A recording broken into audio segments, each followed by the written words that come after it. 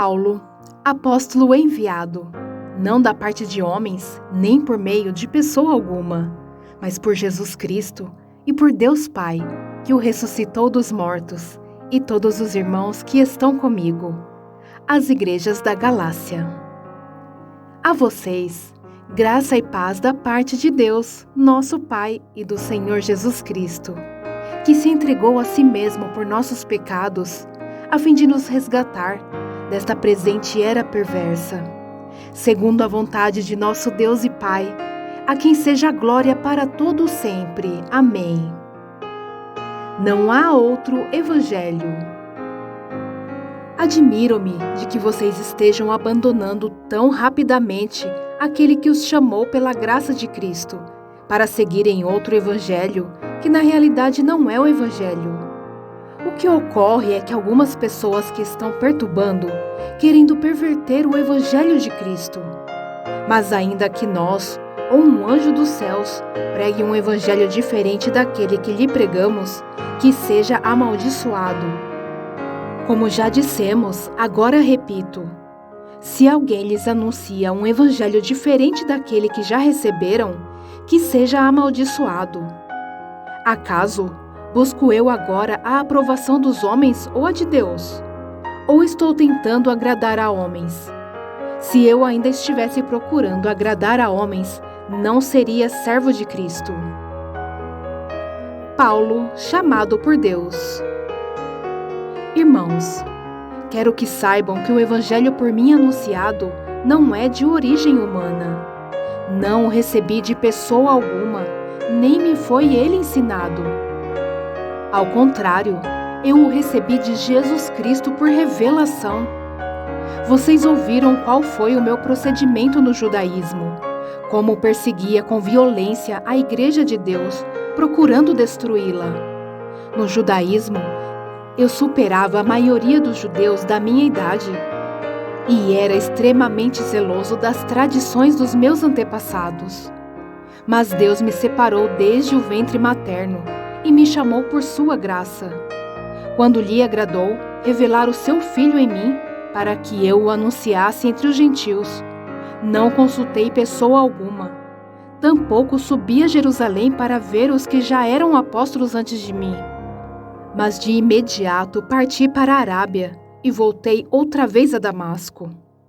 Depois de 3 anos, subi a Jerusalém para conhecer Pedro pessoalmente, e estive com ele 15 dias. Não vi nenhum dos outros apóstolos a não ser Tiago, irmão do Senhor. Quanto ao que lhes escrevo, afirmo diante de Deus que não minto. A seguir, fui para as regiões da Síria e da Cilícia. Eu não era pessoalmente conhecido pelas igrejas da Judéia, que estão em Cristo. Apenas ouviam dizer: aquele que antes nos perseguia, agora está anunciando a fé que outrora procurava destruir, e glorificavam a Deus por minha causa. Paulo é aceito pelos apóstolos. 14 anos depois, subi novamente a Jerusalém, dessa vez com Barnabé, levando também Tito comigo. Fui para lá por causa de uma revelação e expus diante deles o evangelho que prego entre os gentios, fazendo-o, porém, em particular aos que pareciam mais influentes, para não correr ou ter corrido inutilmente. Mas nem mesmo Tito, que estava comigo, foi obrigado a circuncidar-se, apesar de ser grego. Essa questão foi levantada porque alguns falsos irmãos infiltraram-se em nosso meio para espionar a liberdade que temos em Cristo Jesus e nos reduzir à escravidão. Não nos submetemos a eles nem por um instante, para que a verdade do Evangelho permanecesse com vocês. Quanto aos que pareciam influentes, o que eram então, não faz diferença para mim. Deus não julga pela aparência. Tais homens influentes não me acrescentaram nada.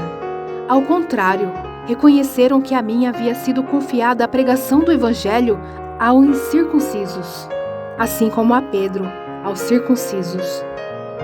Pois Deus, que operou por meio de Pedro como apóstolo aos circuncisos, também operou por meu intermédio para com os gentios.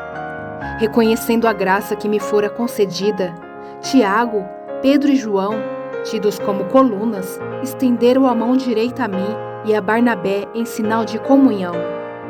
Eles concordaram em que devíamos nos dirigir aos gentios, e eles aos circuncisos. Somente pediram que nos lembrássemos dos pobres, o que me esforcei por fazer. Paulo repreende a Pedro.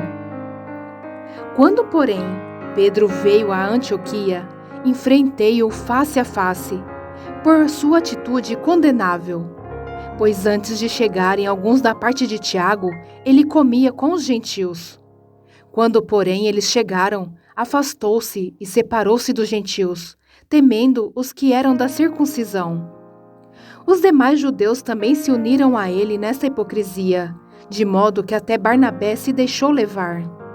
Quando vi que não estavam andando de acordo com a verdade do Evangelho, declarei a Pedro diante de todos: Você é judeu, mas vive como gentio e não como judeu. Portanto, como pode obrigar gentios a viverem como judeus?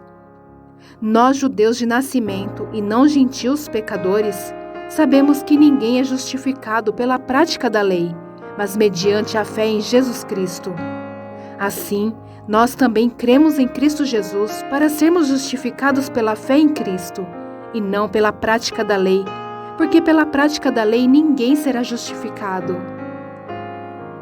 Se, porém, procurando ser justificados em Cristo, descobrimos que nós mesmos somos pecadores, será Cristo então ministro do pecado? De modo algum. Se reconstruo o que destruí, provo que sou transgressor. Pois por meio da lei eu morri para a lei, a fim de viver para Deus. Fui crucificado com Cristo. Assim já não sou eu quem vive, mas Cristo vive em mim. A vida que agora vivo no corpo, vivo-a pela fé no Filho de Deus, porque me amou e se entregou por mim. Não anulo a graça de Deus, pois se a justiça vem pela lei, Cristo morreu inutilmente. Fé ou obediência à lei?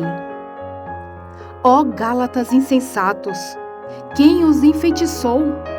Não foi diante dos seus olhos que Jesus Cristo foi exposto como crucificado?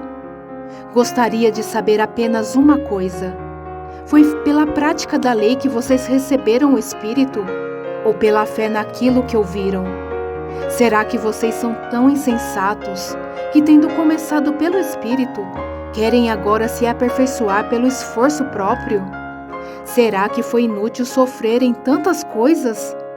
Se é que foi inútil, aqueles que lhes dá o Espírito e opera milagres entre vocês, realiza essas coisas pela prática da lei ou pela fé com a qual receberam a palavra?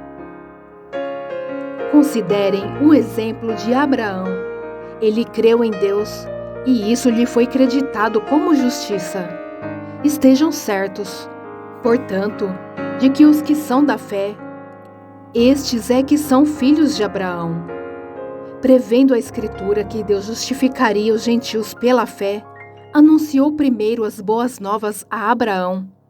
Por meio de você, todas as nações serão abençoadas. Assim, os que são da fé são abençoados junto com Abraão, homem de fé. Já os que se apoiam na prática da lei estão debaixo de maldição, pois está escrito: Maldito todo aquele que não persiste em praticar todas as coisas escritas no livro da lei. É evidente que diante de Deus ninguém é justificado pela lei, pois o justo viverá pela fé. A lei não é baseada na fé. Ao contrário, quem praticar essas coisas, por elas viverá. Cristo nos redimiu da maldição da lei, quando se tornou maldição em nosso lugar. Pois está escrito: Maldito todo aquele que for pendurado num madeiro. Isso para que em Cristo Jesus a bênção de Abraão chegasse também aos gentios, para que recebêssemos a promessa do Espírito mediante a fé. A lei e a promessa. Irmãos, humanamente falando, ninguém pode anular um testamento, depois de ratificado, nem acrescentar-lhe algo. assim também as promessas foram feitas a Abraão e ao seu descendente. A Escritura não diz, e aos seus descendentes, como se falando de muitos, mas ao seu descendente, dando a entender que se trata de um só, isto é, Cristo. Quero dizer isto, a lei que veio 430 anos depois, não anula a aliança previamente estabelecida por Deus, de modo que venha a invalidar a promessa. Pois, se a herança depende da lei, já não depende de promessa. Deus, porém, concedeu-a gratuitamente a Abraão mediante promessa. Qual era então o propósito da lei? Foi acrescentada por causa das transgressões, até que viesse o descendente a quem se referia a promessa, e foi promulgada por meio de anjos, pela mão de um mediador. Contudo, o mediador representa mais de um. Deus, porém, é um. Então a lei opõe-se à promessa de Deus? De maneira nenhuma. Pois, se tivesse sido dada uma lei que pudesse conceder a vida, certamente a justiça viria da lei. Mas a Escritura encerrou tudo debaixo do pecado, a fim de que a promessa, que é pela fé em Jesus Cristo, fosse dada aos que creem. Antes que viesse essa fé, estávamos sob a custódia da lei, nela encerrados, até que a fé, que haveria de vir, fosse revelada. Assim, a lei foi o nosso tutor até Cristo, para que fôssemos justificados pela fé. Agora, porém, tendo chegado à fé, já não estamos mais sob o controle do tutor. Os filhos de Deus. Todos vocês são filhos de Deus mediante a fé em Cristo Jesus. Pois os que em Cristo foram batizados, de Cristo se revestiram.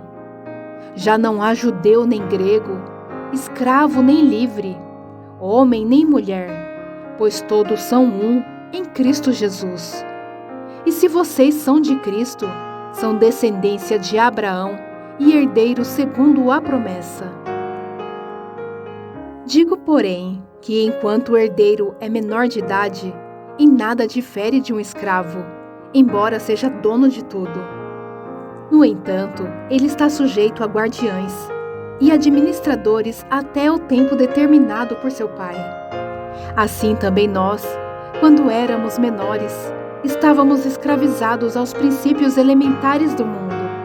Mas quando chegou a plenitude do tempo, Deus enviou seu Filho, nascido de mulher, nascido debaixo da lei, a fim de redimir os que estavam sob a lei, para que recebêssemos a adoção de filhos. E porque vocês são filhos, Deus enviou o Espírito de seu Filho ao coração de vocês, e ele clama, Abba, Pai. Assim você já não é mais escravo, mas filho, e por ser filho, Deus também o tornou herdeiro. A preocupação de Paulo com os Gálatas. Antes, quando vocês não conheciam a Deus, eram escravos daqueles que, por natureza, não são deuses. Mas agora, conhecendo a Deus, ou melhor, sendo por Ele conhecidos, como é que estão voltando àqueles mesmos princípios elementares, fracos e sem poder? Querem ser escravizados por eles outra vez? Vocês estão observando dias especiais, meses, ocasiões específicas e anos. Temo que os meus esforços por vocês tenham sido inúteis. Eu lhes suplico, irmãos, que se tornem como eu, pois eu me tornei como vocês. Em nada vocês me ofenderam. Como sabem, foi por causa de uma doença que lhes preguei o Evangelho pela primeira vez. Embora a minha doença lhes tenha sido uma provação, vocês não me trataram com desprezo ou desdém. Ao contrário, receberam-me como se eu fosse um anjo de Deus, como o próprio Cristo Jesus. Que aconteceu com a alegria de vocês? Tenho certeza que, se fosse possível, vocês teriam arrancado os próprios olhos para dá-los a mim. Tornei-me inimigo de vocês por lhes dizer a verdade? Os que fazem tanto esforço para agradá-los não agem bem, mas querem isolá-los a fim de que vocês também mostrem zelo por eles. É bom sempre ser zeloso pelo bem, e não apenas quando estou presente. Meus filhos, novamente estou sofrendo dores de parto por sua causa, até que Cristo seja formado em vocês. Eu gostaria de estar com vocês agora e mudar o meu tom de voz, pois estou perplexo quanto a vocês. Sara e Agar. Digam-me vocês, os que querem estar debaixo da lei. Acaso vocês não ouvem a lei? Pois está escrito que Abraão teve 2 filhos, um da escrava e outro da livre. O filho da escrava nasceu de modo natural, mas o filho da livre nasceu mediante promessa. Isto é usado aqui como uma ilustração. Estas mulheres representam 2 alianças. Uma aliança procede do Monte Sinai e gera filhos para a escravidão. Esta é a Agar.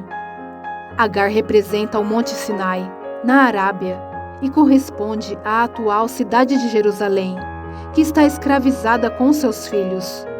Mas a Jerusalém do alto é livre e é a nossa mãe, pois está escrito: regozije-se, ó estéril, você que nunca teve um filho. Grite de alegria, você que nunca esteve em trabalho de parto. Porque mais são os filhos da mulher abandonada do que os daquela que tem marido. Vocês, irmãos, são filhos da promessa como Isaque. Naquele tempo, o filho nascido de modo natural perseguiu o filho nascido segundo o Espírito. O mesmo acontece agora. Mas o que diz a Escritura? Mande embora a escrava e o seu filho, porque o filho da escrava jamais será herdeiro como o filho da livre. Portanto, irmãos, não somos filhos da escrava, mas da livre. Liberdade em Cristo. Foi para a liberdade que Cristo nos libertou. Portanto, permaneçam firmes e não se deixem submeter novamente a um jugo de escravidão. Ouçam bem o que eu, Paulo, lhes digo. Caso se deixem circuncidar, Cristo de nada lhes servirá.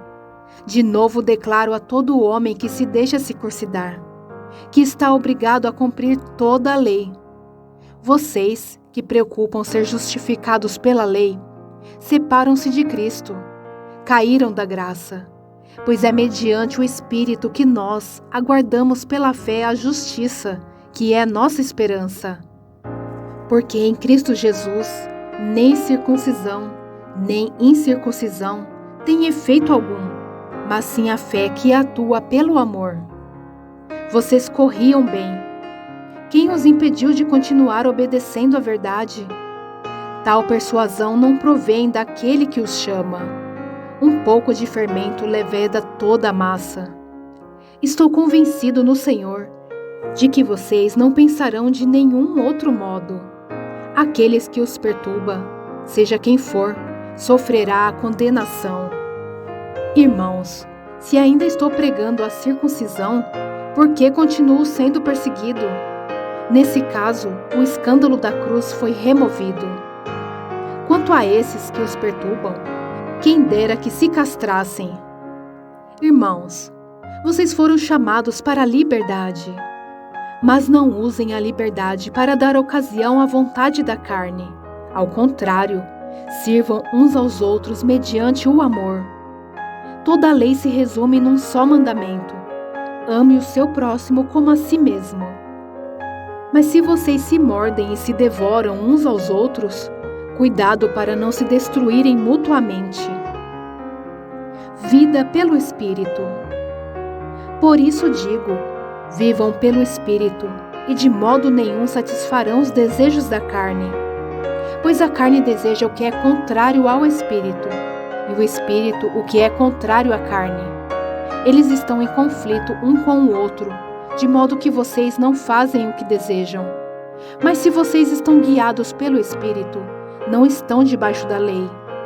Ora, as obras da carne são manifestas: imoralidade sexual, impureza e libertinagem, idolatria, e feitiçaria, ódio, discórdia, ciúmes, ira, egoísmo, dissensões, facções e inveja, embriaguez, orgias e coisas semelhantes. Eu os advirto, como antes já os adverti. Aquele que praticam essas coisas não herdarão o reino de Deus. Mas o fruto do Espírito é amor, alegria, paz, paciência, amabilidade, bondade, fidelidade, mansidão e domínio próprio. Contra essas coisas não há lei. Os que pertencem a Cristo Jesus crucificaram a carne, com as suas paixões e os seus desejos. Se vivemos pelo Espírito, andamos também pelo Espírito. Não sejamos presunçosos, provocando uns aos outros e tendo inveja uns dos outros. Façamos o bem a todos. Irmãos, se alguém for surpreendido em algum pecado, vocês que são espirituais deverão restaurá-lo com mansidão. Cuide-se, porém, cada um para que também não seja tentado. Levem os fardos pesados uns dos outros e, assim, cumpram a lei de Cristo. Se alguém se considera alguma coisa, não sendo nada, engana-se a si mesmo. Cada um examine os próprios atos e então poderá orgulhar-se de si mesmo, sem se comparar com ninguém, pois cada um deverá levar a própria carga. O que está sendo instruído na palavra, partilhe todas as coisas boas com aquele que o instrui. Não se deixe enganar, de Deus não se zomba, pois o que o homem semear, isto também colherá. Quem semeia para a sua carne, da carne colherá destruição, mas quem semeia para o Espírito, do Espírito colherá a vida eterna. E não nos cansemos de fazer o bem, pois no tempo próprio colheremos, se não desanimarmos. Portanto, enquanto temos oportunidade, façamos o bem a todos, especialmente os da família da fé. A nova criação substitui a circuncisão. Vejam com as letras grandes estou lhes escrevendo de próprio punho. Os que desejam causar boa impressão exteriormente, tentando obrigá-los a circuncidarem, agem desse modo apenas para não serem perseguidos por causa da cruz de Cristo. Nem mesmo os que são circuncidados cumprem a lei. Querem, no entanto, que vocês sejam circuncidados a fim de se gloriarem no corpo de vocês. Quanto a mim, que eu jamais me glorie, a não ser na cruz de nosso Senhor Jesus Cristo, por meio da qual o mundo foi crucificado para mim, e eu para o mundo. De nada vale ser circuncidado ou não, o que importa é ser uma nova criação. Paz e misericórdia estejam sobre todos os que andam conforme essa regra, e também sobre o Israel de Deus. Sem mais, que ninguém me perturbe, pois trago em meu corpo as marcas de Jesus. Irmãos, que a graça de nosso Senhor Jesus Cristo seja com o espírito de vocês. Amém.